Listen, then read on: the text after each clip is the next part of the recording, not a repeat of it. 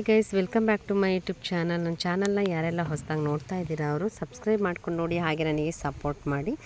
ಏನಿದು ಪುಳಿಯೋಗರೆ ಗೊಜ್ಜು ಥರ ಕಾಣ್ತಿದೆ ಅಂತ ಅನ್ನಿಸ್ತಾ ಇದೆ ಅಲ್ವಾ? ನೋಡೋಕ್ಕೆ ಪುಳಿಯೋಗರೆ ಗೊಜ್ಜು ಥರನೇ ಇದೆ, ಆದರೆ ಇದು ಪುಳಿಯೋಗರೆ ಗೊಜ್ಜಲ್ಲ. ಯಾವ ಗೊಜ್ಜು ಅಂತ ಇವಾಗ ನೋಡೋಣ ಬನ್ನಿ. ಈ ಸೊಪ್ಪು ನೋಡ್ತಿದ್ದಾಗೆ ನಿಮಗೆ ಗೊತ್ತಾಗಿರುತ್ತೆ ಅನ್ಕೋತೀನಿ. ನೋಡಿ, ನಾನು ಇವಾಗ ನುಗ್ಗೆ ಸೊಪ್ಪು ತೊಗೊಂಡಿದ್ದೀನಿ. ಎಷ್ಟು ಆರೋಗ್ಯಕ್ಕೆ ಒಳ್ಳೆಯದು ಅಂತೇಳಿ. ಇದರಲ್ಲಿ ಹೇಳೋಕ್ಕೆ ಅಸಾಧ್ಯ ಅಂತ ಹೇಳ್ಬೋದು. ಶುಗರ್ಗೆ, ಬಿ ಪಿಗೆ, ಮತ್ತು ಚರ್ಮದ ಕಾಂತಿ ಹೆಚ್ಚಿಸ್ಕೊಳ್ಳೋಕ್ಕೆ, ಇದರಲ್ಲಂತೂ calcium, potassium, magnesium, vitamin C, A ಎಲ್ಲ ತುಂಬ ಇದೆ. ಮಕ್ಳುಗಳು ನುಗ್ಗೆ ಸೊಪ್ಪಲ್ಲಿ ಏನಾದರೂ ಬೇರೆ ಏನಾದರೂ ಮಾಡಿದ್ರೆ, ಪಲ್ಯ ಥರ ಮಾಡಿದ್ರೂ ಸುಮ್ಮನೆ ಇದು ಮಾಡ್ತಾ ಇರ್ತಾರೆ, ಕೈ ಒಂಥರ ತೊಗರು ಟೈಪ್ ಅಂತ. ಈ ರೀತಿ ಅನ್ನಕ್ಕೆ ಮಾಡಿಕೊಡಿ ಮಸಾಲೆ, ತುಂಬಾ ಚೆನ್ನಾಗಿರುತ್ತೆ.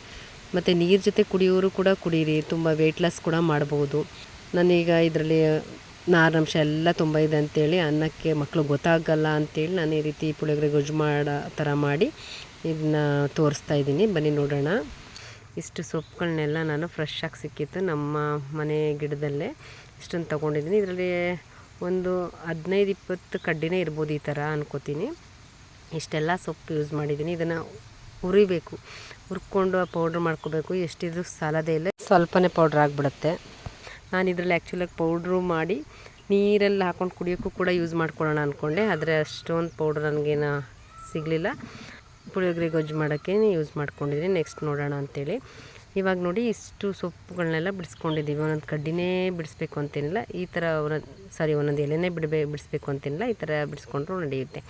ಈ ಥರ ಬಿಡಿಸ್ಕೊಂಡು ಇವಾಗ ನಾನು ಒಂದು ಬಾಣಲೆಗೆ ಫಸ್ಟ್ ಎಲ್ಲ ಚೆನ್ನಾಗಿ ಕ್ಲೀನ್ ಮಾಡ್ಕೊಳ್ಳಿ. ತೊಳೆಯೋದಿದ್ರೆ ತೊಳ್ಕೊಳ್ಳಿ. ತೊಳೆದ್ರೆ ಸ್ವಲ್ಪ ಬಟ್ಟೆಲೆಲ್ಲ ಒಣಗಿಸಿ ಆಮೇಲೆ ಹುರ್ಕೊಂಡ್ರೆ ಸರಿ ಬರುತ್ತೆ. ಯಾಕಂದರೆ ಇಲ್ಲಾಂದರೆ ಹುರಿಯೋಕ್ಕಷ್ಟು ಚೆನ್ನಾಗಿ ಆಗೋಲ್ಲ.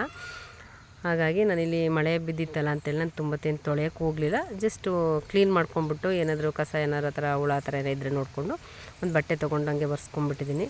ಒರೆಸಲಾದ್ಮೇಲೆ ಈ ಥರ ಹುರ್ಕೋತಾ ಇದ್ದೀನಿ. ಈ ರೀತಿ ಹುರ್ಕೋಬೇಕು ಚೆನ್ನಾಗಿ. ನೋಡಿ, ಇಷ್ಟು ಸುಂಡೋ ಥರ ಹುರ್ಕೋಬೇಕು. ಇದರಲ್ಲೂ ಸ್ವಲ್ಪ ಅಷ್ಟೊಂದು ಗರಿ ಅನಿಸಲ್ಲ. ಬಿಸಿಲು ಬಿಟ್ಟಾಗ ಮೆತ್ತಗೆನೇ ಅನಿಸುತ್ತೆ ಎಷ್ಟು ಹುರಿದ್ರೂ.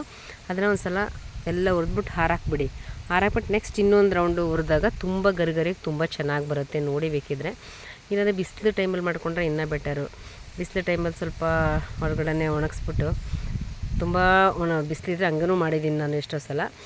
ಉರಿಯೋ ಅವಶ್ಯಕತೆ ಏನಿರಲ್ಲ. ಬಿಸಿಲಲ್ಲಿ ತುಂಬ ಚೆನ್ನಾಗಿ ಒಣಗಿಸಿದ್ರೆ ಸರಿ ಹೋಗುತ್ತೆ. ಈ ರೀತಿ ಹುರ್ಕೊಂಡೆಲ್ಲ ಇಟ್ಕೊಂಡು ಆಯಿತು ನಾನು ನುಗ್ಗೆ ಸೊಪ್ಪನ್ನ. ನಂತರ ಏನೇನು ಬೇಕೋ ಪೌಡ್ರ್ ಮಾಡೋಕ್ಕೆ ಅಂತ ನಾನೆಲ್ಲ ತಟ್ಟೆಲೆಲ್ಲ ಜೋಡಿಸ್ಕೊಂಡಿದ್ದೀನಿ. ಅದನ್ನು ಈಗ ಒಂದೊಂದಾಗಿ ಹುರಿಯೋಣ. ನಾನು ಫಸ್ಟು ಒಣಮೆಣ್ಸಿನ್ಕಾಯಿ ತೊಗೊಂಡಿದ್ದೀನಿ. ಒಣಮೆಣ್ಸಿನ್ಕಾಯಿನ ತೊಗೊಂಡು ಒಂದು 20 ಒಣಮೆಣ್ಸಿನ್ಕಾಯಿ ಅಷ್ಟು ತೊಗೊಂಡಿದ್ದೀನಿ. ಅದನ್ನು ತೊಗೊಂಡು ಹುರ್ಕೊಂಡಿದ್ದಾಯಿತು. ಹುರಿದು ಬೆಳ್ಳುಳ್ಳಿನೂ ಕೂಡ ನನ್ನ ಕೈಲಿ ಎರಡು ಮುಷ್ಟಿಯಷ್ಟು ನಾನು ತೊಗೊಂಡಿದ್ದೀನಿ. ಅದನ್ನು ತೊಗೊಂಡು ಎಲ್ಲ ಹುರ್ಕೊಂಡೆ ನೀಟಾಗಿ. ಇದರಲ್ಲಿ ಸ್ವಲ್ಪ ಹಸಿ ಇರುತ್ತೆ, ಒಳಗಡೆ ಎಲ್ಲ ಫುಲ್ ದೀಪಾಗಿ ಹುರಿದಿರಲ್ವಲ್ಲ, ಹಾಗಾಗಿ ನಾನು ಸ್ವಲ್ಪ ಹುರಿದಿದ್ದೀನಿ. ಆದಷ್ಟು ಘಮ ಬರೋವರಿಗೆ ಹುರಿದು ಅದನ್ನು ಪಕ್ಕಕ್ಕೆ ಇಟ್ಕೊಂಡಿದ್ದೀನಿ. ಈಗ ಮೆಣಸನ್ನು ಕೂಡ ಒಂದು ಸ್ಪೂನಷ್ಟು ಅಂದ್ಕೊಳ್ಳಿ, ಒಂದು ಸ್ಪೂನಷ್ಟು ಇರ್ಬೋದು, ಅಷ್ಟನ್ನು ಹಾಕ್ಕೊಂಡು ಮೆಣಸನ್ನು ಕೂಡ ನಾನು ಹುರ್ಕೊಂಡಿದ್ದೀನಿ. ನೆಕ್ಸ್ಟ್ ನಾನು ಜೀರಿಗೆನೂ ಕೂಡ ಹುರ್ಕೋತಾ ಇದ್ದೀನಿ. ಜೀರಿಗೆನೂ ಅಷ್ಟೇ 1-1.5-2 ಸ್ಪೂನಷ್ಟು ಆಗುತ್ತೆ. ಚೆನ್ನಾಗಿರುತ್ತೆ ಟೇಸ್ಟ್ ಅಂತೇಳಿ ನಾನು ಜೀರಿಗೆನೂ ಕೂಡ ಹಾಕ್ಕೊಂಡಿದ್ದೀನಿ. ಜೀರಿಗೆನೂ ಹಾಕಿ ಅದನ್ನು ಹುರ್ಕೊಂಡೆ. ನೆಕ್ಸ್ಟ್ ಇವಾಗ ನೋಡಿ, ನಾನಿಲ್ಲಿ ಕಡಲೆಬೇಳೆನೂ ಕೂಡ ಹಾಕ್ಕೊಂಡಿದ್ದೀನಿ. ಒಂದು 3 ಸ್ಪೂನಷ್ಟು ಕಡಲೆಬೇಳೆನೂ ಹಾಕ್ಕೊಂಡು ಹುರ್ಕೊಂಡು, ಅದೇ ಥರ ಉದ್ದಿನ ಕಾಳನ್ನು ಕೂಡ ಹುರ್ಕೋತಾ ಇದ್ದೀನಿ. ಉದ್ದಿನ ಕಾಳು ಹುರ್ಕೊಂಡು ಒಂದು ನಿಂಬೆಹಣ್ಣು ಗಾತ್ರದಷ್ಟು ಹುಣಸೆಹಣ್ಣು ಕೂಡ ತೊಗೊಂಡು ಹುರ್ಕೋತಾ ಇದ್ದೀನಿ. ನಾನು ಈ ಕಾಳು ಜೊತೆ ಹುರಿಬೇಕಾದ್ರೆ ಹುರ್ಕೊಬಿಟ್ಬಿಡೋಣ ಅಂತೇಳಿ ಹುಣಸೆಹಣ್ಣು ಹಾಕಿಬಿಟ್ಟೆ. ಆದರೆ ನೀವು ಸಪ್ರೇಟು ಹಾಕ್ಕೊಂಡ್ರೆ ಬೆಟರು ಹುಣಸೆಹಣ್ಣು ಹುರಿಬೇಕಾದ್ರೆ. ಇಲ್ಲಾಂದರೆ ಕಾಳಿಗೆಲ್ಲ ಅಂಟ್ಕೊಂಡ್ಬಿಟ್ಟು ಸ್ವಲ್ಪ ಹಿಂಸೆನೇ ಆಯಿತು ನಂಗೆ ಹುರಿಬೇಕಾದ್ರೆ. ಅದ್ರ ಜೊತೆ ಕರ್ಬೇವಿನ ಸೊಪ್ಪನ್ನ ಸ್ವಲ್ಪ ಹುರ್ಕೊಂಡೆ. ಅದಾದ ನಂತರ 1-2-3 ಚಕ್ಕೆ ಪೀಸು, 1-2-3 ಲವಂಗನೂ ಕೂಡ ಹುರ್ಕೊಂಡು ಇಟ್ಕೊಂಡಿದ್ದೀನಿ. ನೋಡಿ, ಎಲ್ಲ ಹುರಿದು ಇಟ್ಕೊಂಡಿದ್ದೀನಿ. ಎಲ್ಲ ಏನೇನು ಹುರಿದು ಅದೆಲ್ಲ ಹುರಿದ್ಬಿಟ್ಟು ಒಂದು ಪ್ಲೇಟ್ಗೆ ಹಾಕಿ ಇಟ್ಕೊಂಡಿದ್ದೀನಿ. ಇವಾಗ ನೆಕ್ಸ್ಟು ಎಲ್ಲ ಹುರಿದೆಲ್ಲ ಆದಮೇಲೆ ನೋಡಿ, ಹುಣಸೆಹಣ್ಣು ನಾನು ಹೇಳಿದ್ನಲ್ಲ, ಕಾಳು ಜೊತೆ ಹಾಕಿರೋದ್ರಿಂದ ಈ ಥರ ಆಗೋಯಿತು. ಕಾಳೆಲ್ಲ ಅಂಟ್ಕೊಂಡ್ಬಿಡುತ್ತೆ. ಸಪ್ರೇಟೇ ಹುರ್ಕೊಳ್ಳಿ ನೀವು ಹುರ್ಕೋಬೇಕಾದ್ರೆ. ಇದನ್ನೆಲ್ಲ ಇವಾಗ ನಾವು ನೆಕ್ಸ್ಟು ಪೌಡ್ರ್ ಮಾಡ್ಕೊಳ್ಳೋಣ. ಇಷ್ಟೆಲ್ಲ ಹುರಿದಿದ್ದಾಯಿತು. ಇವಾಗ ನಾನು ನುಗ್ಗೆ ಸೊಪ್ಪು ಹುರಿದಿಟ್ಟಿದ್ನಲ್ಲ, ಅದನ್ನು ಕೂಡ ನೋಡಿ ಇಲ್ಲಿ ಈ ರೀತಿಯಾಗಿ ಹಿಂಗೆ ಕೈಲಿ ಹಿಂಗೆ ಮಾಡಿದ್ರೇ ಪೌಡ್ರು ಸ್ವಲ್ಪ ಹೆಂಗಾಗ್ತಿದೆ ಅಂತ ನೀಟಾಗಿ ಹಿಂಗೆ ಬಿಸಿಲಿದ್ರೆ ಒಣಗಿಸ್ಕೊಳ್ಳಿ. ನಾನಿಲ್ಲಿ ಹುರಿದಿದ್ದೀನಿ ಅಂತ ಹೇಳಿದ್ನಲ್ಲ, ಹುರಿದು ಇಷ್ಟು ಇಟ್ಕೊಂಡಿದ್ದೀನಿ. ಇವಾಗ ನಾವು ಮಿಕ್ಸಿ ಮಾಡಿಕೊಂಡ್ರೆ ತುಂಬ ಚೆನ್ನಾಗಿ ಪೌಡ್ರ್ ಆಗುತ್ತೆ. ಎಷ್ಟು ಚೆನ್ನಾಗಾಗುತ್ತೆ ಅಂದರೆ ತುಂಬಾ ಚೆನ್ನಾಗಾಗುತ್ತೆ. ನೋಡಿ ಇವಾಗ ನಾನು ಪೌಡ್ರ್ ಮಾಡಿ ತೋರಿಸ್ತೀನಿ. ನೋಡಿ ಇವಾಗ ಮಿಕ್ಸಿ ಜಾರ್ಗೆ ಹಾಕ್ಕೊಂಡು ಪೌಡ್ರ್ ಮಾಡ್ಕೊತಾ ಇದ್ದೀನಿ. ನೋಡಿ ಇಷ್ಟು ಪೌಡ್ರ್ ಬಂತು. ಇಷ್ಟು ಬಂದ್ರೂ ಎಷ್ಟೋ ಸಾಕು. ಇದನ್ನು ಜರಡಿ ಮಾಡ್ಕೊಳ್ಳೋ ಅವಶ್ಯಕತೆ ಏನಿಲ್ಲ. ನಾನು ಜರಡಿ ಮಾಡೋಕ್ಕೆ ಹೋಗಿಲ್ಲ. ಅಷ್ಟರಲ್ಲೆಲ್ಲ ಇಷ್ಟು ಪೌಡ್ರ್ ಆಯಿತು. ಇದರಲ್ಲಿ ನಾನು ಸ್ವಲ್ಪ ಉಳಿಸಿ ನೀರಿಗೆ ಹಾಕ್ಕೊಂಡು ಕುಡಿಯೋಕ್ಕೆ ಇಟ್ಕೊಳ್ಳೋಣ ಅಂದ್ಕೊಂಡೆ, ಆದರೆ ಆಗಲಿಲ್ಲ. ಪೌಡ್ರೇ ಮಾಡಿಬಿಡೋಣ, ಮಸಾಲೆ ಪುಳಿಯೋಗರೆ ಪೌಡ್ರ್ ಮಾಡೋಣ ಅಂತೇಳಿ ಅದನ್ನೆಲ್ಲ ಯೂಸ್ ಮಾಡಿಕೊಂಡೆ. ಈಗ ಏನೇನು ಹುರಿದಿಟ್ಕೊಂಡಿದ್ನೋ ಅದನ್ನೆಲ್ಲ ಮತ್ತೆ ಅದನ್ನು ಕೂಡ ನಾನು ಪೌಡ್ರ್ ಮಾಡ್ಕೊತಾ ಇದ್ದೀನಿ. ಒಂದೊಂದನ್ನೆಲ್ಲ ಕಾಳುಗಳನ್ನ ಮಿಕ್ಸ್ ಮಾಡಿಕೊಂಡು, ಕಾಳು ಮತ್ತು ಮೆಣಸಿನ್ಕಾಯಿ ಎಲ್ಲ ಮಾಡಿ ಇಟ್ಕೊಂಡಿದ್ದೆ, ಅದೆಲ್ಲ ಹಾಕ್ಕೊಂಡಿದ್ದೆ. ಫಸ್ಟ್ ಕಾಳು ಹಾಕ್ಕೊಂಡಿರೋದ್ರಿಂದ ಈ ಥರ ಪೌಡ್ರ್ ಬಂದಿದೆ. ಇವಾಗ ನೋಡಿ ಬೆಳ್ಳುಳ್ಳಿ ಹಾಕಿದ್ದೆ, ಸ್ವಲ್ಪ ಬೆಳ್ಳುಳ್ಳಿ ನೀರಂಶ ಇರೋದ್ರಿಂದ ಈ ರೀತಿ ಬಂದಿದೆ. ತರಿ ಬಂದರೂ ಏನಾಗಲ್ಲ, ಚೆನ್ನಾಗಿರುತ್ತೆ ಪುಳಿಯೋಗರೆ. ನೋಡಿ ಎಲ್ಲ ನಾನು ನುಗ್ಗೆ ಸೊಪ್ಪು ಮತ್ತು ಕಾಳುಗಳೆಲ್ಲ ಹುರಿದಿದ್ನಲ್ಲ, ಮೆಣಸಿನ್ಕಾಯಿ ಅವೆಲ್ಲ ಸೇರಿಸಿ ಪೌಡ್ರ್ ಮಾಡಿರೋದನ್ನು ಒಂದು ಹತ್ರ ಹಾಕಿದ್ದೀನಿ. ಇವಾಗ ಇದನ್ನೆಲ್ಲ ಮಿಕ್ಸ್ ಮಾಡ್ಕೊಳ್ಳೋಣ. ಮಿಕ್ಸ್ ಮಾಡಿದಾಗ ಈ ಥರ ಬಂತು ನೋಡಿ. ಇಷ್ಟು ತುಂಬ ಪೌಡ್ರ್ ಆಗಬೇಕು ಅನ್ನೋ ಥರ ಏನಿರಲ್ಲ. ಇಷ್ಟು ಪೌಡ್ರು ಎಲ್ಲ ಕಲಸಿ ಮಿಕ್ಸ್ ಮಾಡಿ ಇಟ್ಟಿದ್ದೀನಿ. ಇವಾಗ ಇನ್ನೊಂದು ಬಾಣಲೆಗೆ ನಾವು ಒಗ್ಗರಣೆ ಮಾಡ್ಕೊಳ್ಳೋಣ. ನಾನೇ ಒಂದು ಬಾಣಲೆಗೆ ಎಣ್ಣೆ ಹಾಕಿದ್ದೀನಿ. ಒಂದು 5-6 ಸ್ಪೂನೇ ಹಾಕ್ಕೊಂಡಿದ್ದೀನಿ. ಪುಳಿಯೋಗರೆಗೆ ಜಾಸ್ತಿನೇ ಬೇಕಲ್ಲ, ಹಾಗಾಗಿ ಸ್ವಲ್ಪ ಜಾಸ್ತಿನೇ ಬೇಕಂತ ಹಾಕ್ಕೊಂಡಿದ್ದೀನಿ. ಇವಾಗ ಎಣ್ಣೆ ಕಾದ ನಂತರ ಸಾಸಿವೆ ಹಾಕ್ಕೋತಾ ಇದ್ದೀನಿ. ಸಾಸಿವೆ ಹಾಕಿ ಮತ್ತು ಕಡಲೆ ಬೀಜನೂ ಕೂಡ ಹಾಕ್ಕೋತಾ ಇದ್ದೀನಿ. ಕಡಲೆ ಬೀಜನೂ ಕೂಡ ನೀಟಾಗಿ ಹುರ್ಕೊಳ್ಳಿ. ಕಡಲೆ ಬೀಜ ಎಲ್ಲ ಹುರಿದೆಲ್ಲ ಆದಮೇಲೆ ಕಡಲೆ ಬೇಳೆನೂ ಕೂಡ ಹಾಕ್ಕೋತಾ ಇದ್ದೀನಿ ನಾನು.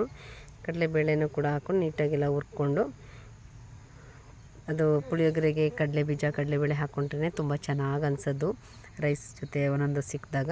ಹಾಗಾಗಿ ಕಡಲೆ ಬೀಜ ಕಡಲೆಬೇಳೆ ಎಲ್ಲ ಚೆನ್ನಾಗಿ ಹುರ್ಕೊಂಡು, ಆಮೇಲೆ ಒಣಮೆಣಸಿನ್ಕಾಯಿನೂ ಕೂಡ ಹಾಕ್ಕೊಂಡಿದ್ದೀನಿ. ಕರಿಬೇವಿನ ಸೊಪ್ಪು ಸ್ವಲ್ಪ ಹಾಕ್ಕೊಂಡಿದ್ದೀನಿ. ಸ್ವಲ್ಪ ಹಿಂಗು ಕೂಡ ಹಾಕ್ಕೊಂಡಿದ್ದೀನಿ. ಹಿಂಗೆ ಕೂಡ ಹಾಕ್ಕೊಂಡು ಎಲ್ಲ ಮಿಕ್ಸ್ ಮಾಡ್ಕೊಳ್ಳಿ. ನುಗ್ಗೆ ಸೊಪ್ಪಲ್ಲಂತೂ ಎಷ್ಟು ಆರೋಗ್ಯಕರದ್ದು ಸಿಗುತ್ತೆ ಅಂತಂದರೆ ಹೇಳೋಕ್ಕೆ ಆಗಲ್ಲ. ಅದನ್ನು ಬೇಕಾದರೆ ನೀವು ಬೆಳಗ್ಗೆ ಖಾಲಿ ಹೊಟ್ಟೆಗೆ ನೀರು ಜೊತೆ ಹಾಕ್ಕೊಂಡು ಬಿಸಿನೀರು ಜೊತೆ ಕುಡಿದ್ರೂ ತುಂಬ ಚೆನ್ನಾಗಿರುತ್ತೆ. ಇವಾಗ ನೋಡಿ ಕಾಳೆಲ್ಲ ಹುರಿದಾದ್ಮೇಲೆ ನಾನು ಪೌಡ್ರ್ ಮಾಡಿ ಇಟ್ಕೊಂಡಿದ್ನಲ್ಲ, ಅದನ್ನು ಹಾಕಿ ಮಿಕ್ಸ್ ಮಾಡ್ಕೋತಾ ಇದ್ದೀನಿ. ಮಿಕ್ಸ್ ಮಾಡಿಕೊಂಡು ಈ ಥರ ಮಿಕ್ಸ್ ಮಾಡ್ಕೊಂಡಾಗ ನೋಡಿ ಈ ರೀತಿ ಬರುತ್ತೆ. ಸೇಮ್ ಪುಳಿಯೋಗರೆ ಟೈಪ್ ಅನಿಸ್ತಾ ಇರುತ್ತೆ. ತುಂಬ ಚೆನ್ನಾಗಿತ್ತು. ನಾನಿವಾಗ ಸಾಲ್ಟು ಕೂಡ ಇವಾಗ ಹಾಕೋತಾ ಇದ್ದೀನಿ. ಎಣ್ಣೆ ಸ್ವಲ್ಪ ಕಮ್ಮಿ ಅನಿಸಿದ್ರೆ ನೀವು ಮತ್ತು ಇನ್ನೊಂದು ಸ್ವಲ್ಪ ಎಣ್ಣೆನ ಹಾಕ್ಕೊಳ್ಳಿ. ಕಾಯಿಸ್ಬಿಟ್ಟು ಹಾಕ್ಕೊಂಡ್ರೆ ಚೆನ್ನಾಗಿರುತ್ತೆ. ಕಾಯಿಸಿದ ಎಣ್ಣೆನೇ ಹಾಕ್ಕೊಳ್ಳಿ. ನಾನಿಲ್ಲಿ ಎಳ್ಳ ಮಿಸ್ ಮಾಡಿಬಿಟ್ಟಿದ್ದೆ. ನಾನು ಇದನ್ನು ಎಳ್ಳ ಮತ್ತೆ ಹುರ್ಕೊಂಡು ಎಣ್ಣೆಗೆ ಹಾಕಿದ್ರೆ ಚೆನ್ನಾಗಿರ್ತಿತ್ತು. ನಾನು ಎಣ್ಣೆಗೆ ಹಾಕೋಕ್ಕೆ ಹೋಗಲು ಹುರಿದಿದ್ದ ಎಣ್ಣೆ ಇದ್ರ ಜೊತೆ ಮಿಕ್ಸ್ ಮಾಡಿಕೊಂಡೆ. ಇದಕ್ಕೆ ಕೊಬ್ಬರಿ ತುರಿ ಹಾಕ್ಕೊಂಡು ಚೆನ್ನಾಗಿರುತ್ತೆ. ನಾನು ಕೊಬ್ಬರಿ ತುರಿ ಏನೂ ಹಾಕಿಲ್ಲ. ಈ ಥರ ಇಷ್ಟು ಮಸಾಲೆ ಹಿಂಗೆ ರೆಡಿ ಆಯಿತು ನೋಡಿ. ಸೇಮ್ ಪುಳಿಯೋಗರೆ ಟೈಪ್ ಕಾಣಿಸ್ತಾ ಇದೆ. ಇದಕ್ಕೆ ನೀರಿನಾಂಶ ಒಂದು ಸ್ವಲ್ಪನೂ ಹಾಕಿಲ್ಲದೆ ಇರೋದ್ರಿಂದ ತುಂಬ ದಿನವೇ ಸ್ಟೋರ್ ಮಾಡಿ ಇಡಬಹುದು. ನಾನು ಸ್ವಲ್ಪ ತೆಗೆದಿಟ್ಟು ಇಷ್ಟು ನನಗೆ ಅವತ್ತೊಂದು ದಿನಕ್ಕೆ ಇಷ್ಟು ರೈಸಿಗೆ ಬೇಕು ಅಷ್ಟನ್ನು ಕಲಿಸ್ಕೊಂಡಿದ್ದೀನಿ. ನೋಡಿ ತುಂಬ ಚೆನ್ನಾಗಿದೆ. ನೀವು ಮಾಡಿ ಒಂದು ಸಲ ನುಗ್ಗೆ ಸೊಪ್ಪು ಸಿಕ್ಕಿದಾಗ ತುಂಬ ಹೆಲ್ದಿನೂ ಕೂಡ.